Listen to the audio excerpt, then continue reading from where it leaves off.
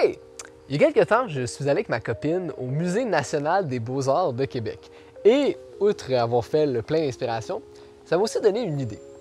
Et si, moi, je me partais mon propre musée? Et là, pour le fun, je suis allé voir le prix des œuvres qu'il y avait au musée. Je me suis dit, OK, si pour le fun, je me partais mon propre musée imaginaire. Et là, je me suis dit, tant qu'à être imaginaire, donnons-nous un budget illimité. Donnons-nous le pouvoir de ramener des œuvres disparues, volées, détruites à travers de l'histoire. Et, tiens, je vais me conférer le titre de conservateur en chef de la Galerie Vérélie. Bienvenue.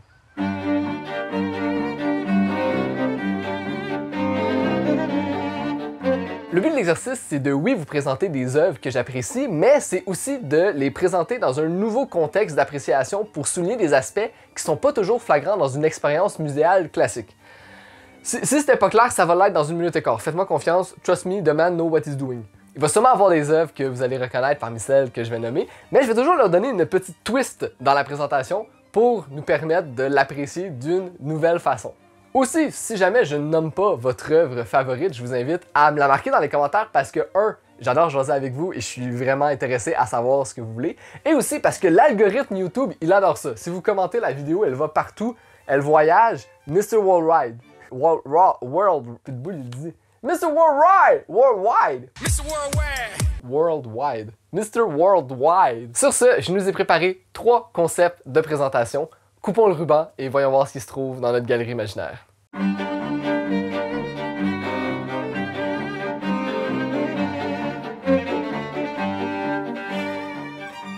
Non, rétention d'audience, remonte! C'est pas parce que j'ai dit un mot allemand compliqué qu'il faut que tu descendes! Remonte!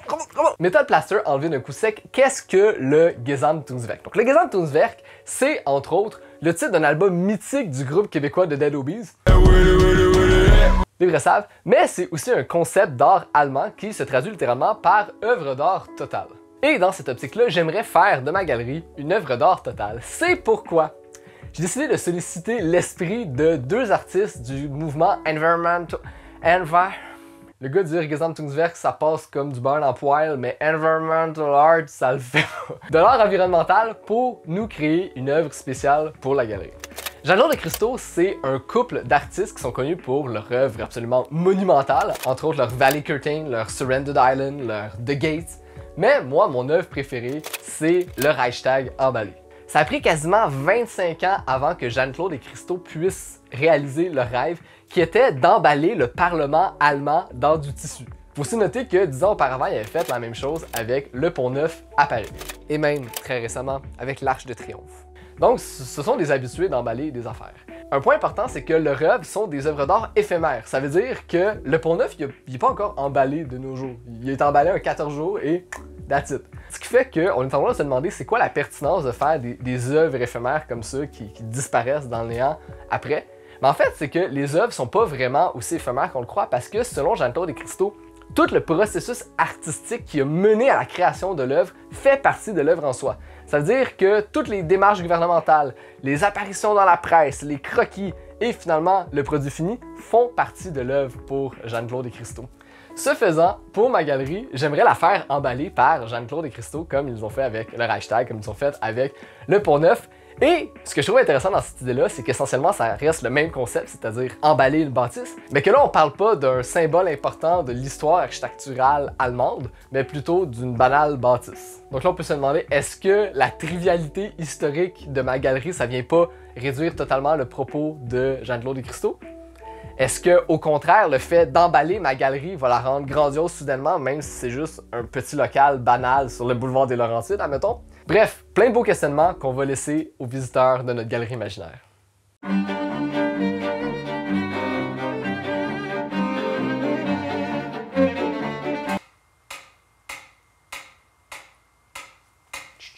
Ok, celle-là, il y a une histoire assez cool qui vient avec, donc tenez-vous bien. En 1923, Man Ray propose cette œuvre intitulée « Objet à détruire ». C'est essentiellement un métronome avec un œil collé dessus. Ce qui est important de savoir avec cette œuvre-là, c'est que c'est pas une œuvre qui a été sculptée, l'œil n'a pas été peint.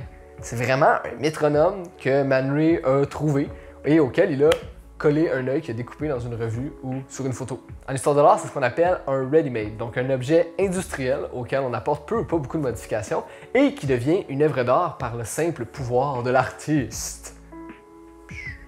Habituellement, quand on pense ready-made, on pense surtout à Duchamp, entre autres avec son urinoir et sa pelle à neige, mais Man Ray en a aussi fait, dont objet à détruire. Fast forward en 1957, Man Ray et une couple de copains dadaïstes surréalistes, ils se font une petite exposition champêtre à Paris. Et dans cette exposition-là, on expose objet à détruire. Chat du futur qui veut juste apporter une petite précision, c'est pas officiellement objet à détruire de 1923 qui a été exposé, mais c'est plutôt une version qui a été refaite en 1945. Ce qu'il faut retenir, c'est que c'est la même œuvre, donc ça change pas grand chose que j'en parle présentement, si ce n'est que par souci historique. Bref, on retourne dans la vidéo. Soudainement, au beau milieu de l'exposition, il y a un groupe d'étudiants un petit peu pompeux qui débarquent et qui se mettent à scander que « Voyons, mais non, ce n'est pas de l'art, ça, le seul vrai art qu'il y a, c'est l'art réaliste, sacre-bleu ». Ce auquel Man Ray aurait répondu « Bro, c'est pas que la révolution réaliste date d'il y a 40 ans, mais ça ressemble à ça. » Qu'est-ce que tu fais? Bref, pendant l'exposition, les étudiants volent objet à détruire et le détruisent. Et pas comme une personne sensée qui voudrait détruire une œuvre d'art en le jetant par terre. Non, non, non, non, non. Ils prennent le fusil et ils tirent dessus.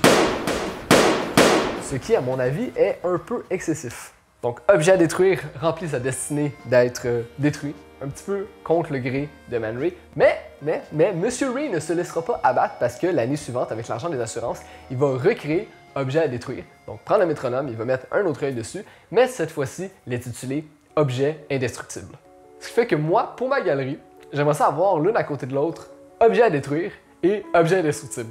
Premièrement, parce que moi, je trouve ça absolument ironiquement hilarant d'avoir un objet qui n'existerait pas sans la destruction de l'autre et d'avoir les deux l'un à côté de l'autre. Ça marche pas, c'est drôle, c'est comique, c'est dada. Mais aussi parce que le fait de mettre ces deux œuvres l'une à côté de l'autre fait ressortir la visée conceptuelle de Man Ray.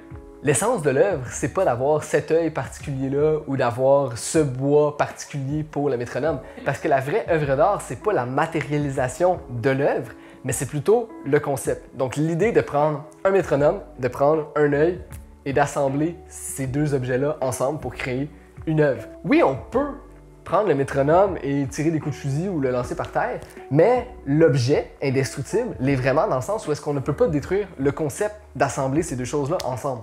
Man Ray, après, il aura fait une édition limitée de 100 objets indestructibles. Donc, il a repris 100 métronomes avec 100 photos d'œil, ils ont mis ensemble et c'est des œuvres qui sont tout aussi légitimes que les originaux objets indestructibles et objets à détruire. Je pense que la prochaine fois dans mon musée, je vais essayer d'acquérir les 100 objets indestructibles et je vais les faire battre en même temps. Ce serait écœurant. C'est pas historique ou rien, c'est juste mon amusement personnel.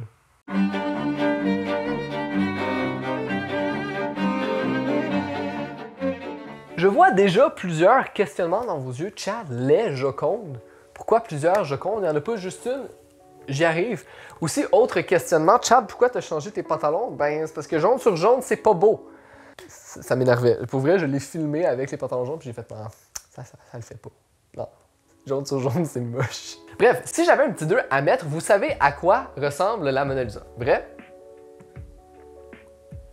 Par contre, si je vous présente ceci. Donc, ce sont des copies et des dérivés de la Mona Lisa qui ont été faites au cours de l'histoire. Faites-vous me dire, hors de tout doute, laquelle est la vraie Mona Lisa? Donc, la Mona Lisa qui se trouve au musée du Louvre présentement. C'est plus difficile, hein? En histoire de l'art, il y a deux grandes approches pour considérer l'art en tant que spectateur.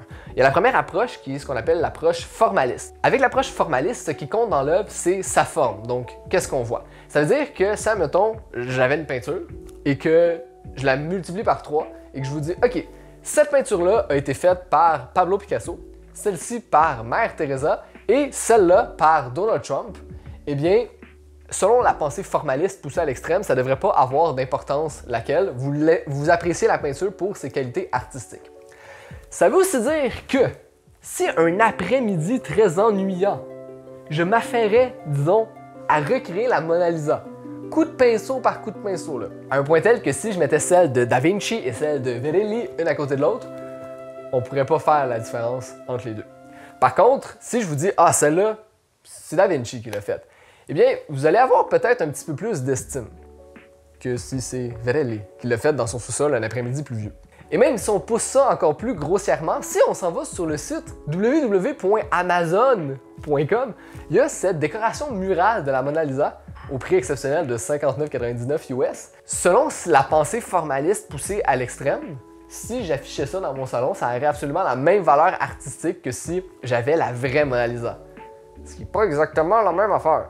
C'est pour ça qu'heureusement, on a aussi l'approche où est-ce qu'on met de l'avant l'aspect conceptuel de l'œuvre. Donc, qui a peint l'œuvre? C'est quoi le message de l'artiste? C'est quoi le contexte socio-culturel dans lequel l'œuvre a été créée?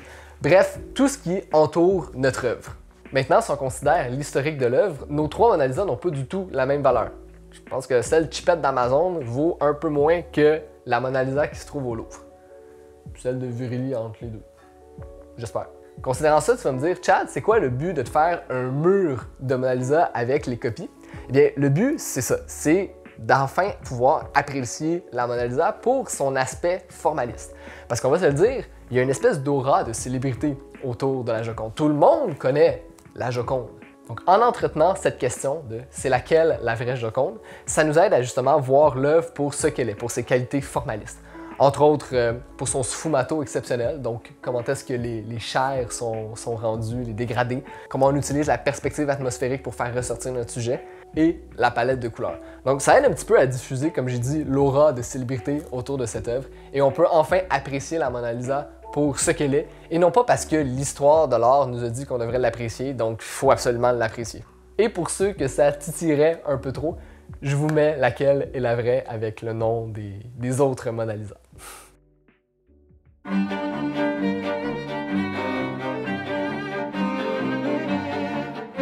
Voilà, c'est déjà la fin de cette vidéo de style expérience de pensée. J'espère que vous avez appris de nouvelles choses, ou du moins que je vous ai diverti en essayant. Pour cette vidéo-là, à la base, j'avais une vingtaine d'œuvres dont je voulais parler, mais je me suis dit, ok, soit que je fais une vidéo qui dure 3 heures pour parler autant que je voudrais de chaque œuvre, ou que je condense ça en 10 minutes. Bon, pif pouf, voici cette œuvre, celle-là, celle-là, celle-là, puis c'est fini, abonnez-vous.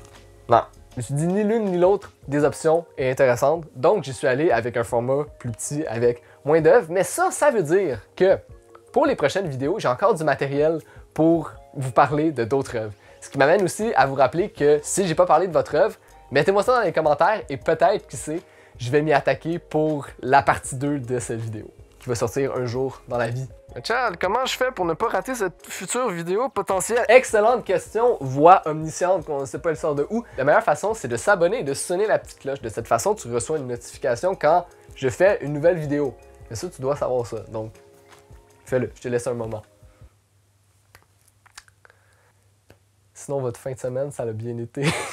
Aussi, je vous rappelle que je suis sur Instagram où est-ce que je vous garde informé des prochaines vidéos qui vont sortir et aussi de mes projets en parallèle là-dessus. Donc, c'est le temps de ne pas rater. En terminant, j'aimerais faire un petit shout-out à la chaîne The Art Assignment. La vidéo que vous venez de voir est en partie inspirée d'une vidéo qui se trouve sur cette chaîne-là où est-ce que Sarah Iris Green nous présente des œuvres qui sont chères à son cœur, toujours dans un contexte de critique artistique mêlée avec l'histoire de l'art. Donc, si vous aimez l'art, allez assurément vous abonner à The Art Assignment. Quoique, si vous êtes déjà rendu là dans cette partie de la vidéo, c'est que vous aimez un peu l'art, je crois. Sinon, qu'est-ce que vous faites là? Sur ce, je vous dis à la prochaine vidéo. Entre-temps, répandez l'amour partout où vous allez et surtout, prenez soin de vous.